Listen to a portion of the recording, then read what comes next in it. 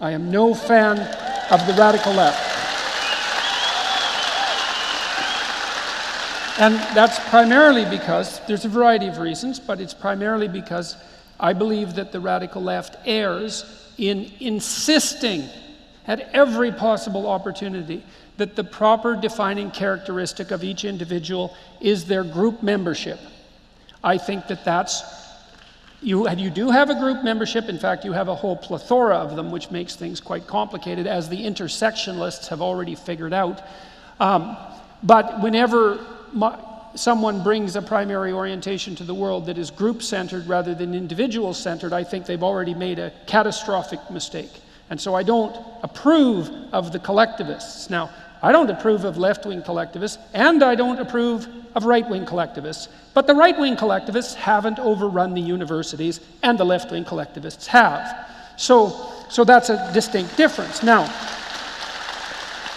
the left-wing collectivists enjoy acquiring a certain linguistic hegemony because they know that that's part of the way they can win the battle, and that's what they were trying to do when they passed compelled speech legislation in Canada, as far as I was concerned. So I made a video saying, I'm not going to abide by that because I'm not using the reprehensible linguistic maneuvers of collectivists who I detest.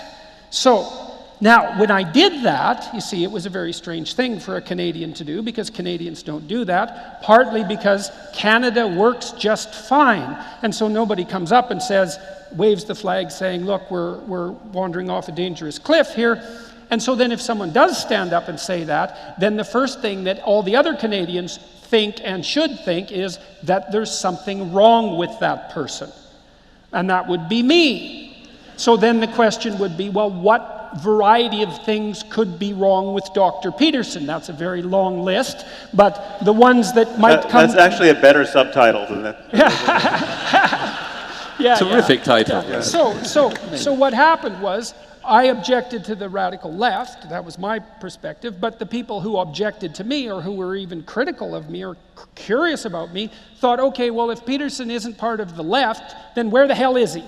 And the answer could be, well, anywhere on the political spectrum, including Nazi. And of course, that's hypothetically true. And if I was a Nazi, then that would be really useful for all the radical leftists, because if you're a Nazi, as Douglas has already pointed out, we've already decided that you're a bad person. And if I was a bad person, then no one would have to listen to me. And so it was in the interests of the radicals whose positions I was disputing to cast me as a Nazi. But it was also a reasonable cognitive maneuver because there was some possibility, although it's infinitesimal given the tiny proportion of actual Nazis in our society, that I would in fact be one and have gotten away with hiding that at 2 major universities for 25 years. And also,